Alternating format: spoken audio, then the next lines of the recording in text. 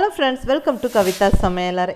இன்றைக்கி நல்ல சூப்பரான சுவையான கண்டிப்பாக ஹெல்த்தியான கருவேப்பிலை சட்னி ரெசிபி பார்க்கலாங்க. ஆக்சுவலி நம்ம சமையலில் கருவேப்பிலை நிறையா சேர்த்திக்கிறோம். நல்லா அது தாளிச்செல்லாம் சேர்க்கும்போது நம்ம சமையல் சூப்பராக நல்லா வாசனையாக சூப்பராக இருக்குன்னு. பட் என்ன பண்ணுறோன்னா சாப்பிடும்போது அதை ஒதுக்கி வச்சுட்டு சாப்பிட்றோங்க. பட் நம்ம அது கண்டிப்பாக நிறையா சாப்பிடணும். ஏன்னா அதில் நல்ல சத்துக்கள் இருக்குது, நிறையா அயன் சத்து இருக்குது, நல்ல மருத்துவ பயன்கள் இருக்குது, நம்ம ஹெல்த்துக்கு ரொம்ப நல்லதுங்க. ஸோ நம்ம குழம்பு சட்னி இதெல்லாம் செஞ்சு சாப்பிட்டோம்னா கண்டிப்பாக நிறையா கருவேப்பிலை சாப்பிடுவோம். ரொம்ப டேஸ்ட்டாகவும் இருக்கும் கருவேப்பிலை குழம்பு சட்னி எல்லாம். ஸோ எங்கள் வீட்டில் அடிக்கடி செய்யக்கூடிய நல்ல இந்த கருவேப்பிலை சட்னி ரெசிபி பார்க்கலாங்க. எங்கள் ஊர் டச்சோட, எங்கள் கொங்கு சமையல் டச்சோட நல்லா சுவையாக இருக்கிற கருவேப்பிலை சட்னி எப்படி செய்யலான்னு பார்க்கலாம் வாங்க. இப்போ என்ன பண்ணியிருக்கிறேன்னா, கடாயில் ஒரு டேபிள் ஸ்பூன் எண்ணெய் விட்டுருக்கிறேன். அந்த எண்ணெய் கொஞ்சம் சூடான உடனே 1 ஸ்பூன் உளுந்தம்பருப்பு சேர்த்திக்கிறேன். இந்த உளுந்தம்பருப்பு கொஞ்சம் செவக்க வறுபடணும். அதுக்கப்புறம் ஒரு 7-8 சின்ன வெங்காயம்.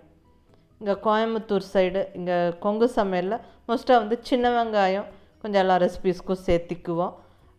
சின்ன வெங்காயம் கிடைக்காதவங்க பெரிய வெங்காயம் சேர்த்திக்கலாம். அது கொஞ்சம் வதங்கினதுக்கப்புறமா வரமிளகா 3 வரமிளகா சேர்த்திருக்கிறேன். உங்கள் காரத்துக்கு தகுந்த மாதிரி சேர்த்திக்கோங்க. லைட்டாக கொஞ்சம் அந்த வரமிளகா வறுபட்டதுக்கப்புறம் நல்லா 1.5 டேபிள் ஸ்பூன் அளவுக்கு வறுத்த நிலக்கடலை சேர்த்திக்கிறேன். இது நல்ல வாசனையாக நல்ல டேஸ்ட்டாக இருக்குங்க கருவேப்பிலை சட்னியில். இந்த நிலக்கடலை சேர்த்து வறுத்து அரைக்கும்போது உளுந்தம்பருப்பு கடலைப்பருப்பே மோஸ்ட்டாக சேர்த்து எல்லோரும் அரைப்பாங்க. பட் நிலக்கடலை சேர்த்து அரைச்சி பாருங்கள், ரொம்ப நல்லாயிருக்கும். இப்போ கொஞ்சமாக புளிப்புக்கு அதுவும் சேர்த்து நல்லா வறுத்து விட்டுட்டு இப்போ நல்லா ஒரு கப் அளவுக்கு துருவின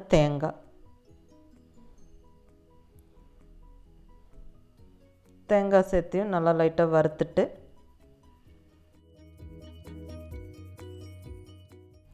இப்போ நல்லா நிறைய கருவேப்பிலை சேர்த்திக்கலாம். நல்லா கொஞ்சம் நிறைய ஒரு பெரிய கப் அளவுக்கு எடுத்துருக்கிறேன் நான். நல்லா உருவி கழுவி சுத்தம் பண்ணி நல்லா ஃப்ரெஷ்ஷான கருவேப்பிலை சேர்த்தியாச்சு. இது நல்லா வதக்கி விட்டுறலாம். ரொம்ப வதக்க வேண்டாம். ஓரளவுக்கு அந்த க்ரீன் கலர் அப்படியே இருக்கும்போதே ஸ்டவ் ஆஃப் பண்ணி விட்டுட்டு நல்லா ஆற விட்டு மிக்ஸி ஜாரில் சேர்த்தி நல்லா தேவையான அளவு உப்பு சேர்த்து தண்ணி விட்டு நல்லா சட்னி பதத்துக்கு அரைச்சி எடுத்துடலாங்க. அவ்வளோதாங்க, சூப்பரான ரொம்ப டேஸ்டியான கருவேப்பிலை சட்னி சும்மா ஜம்மன் ரெடி ஆயிரும். இட்லி, தோசை, சூடாக சாதத்துக்கூட பிசைஞ்சு சாப்பிடும், சூப்பராக இருக்குங்க.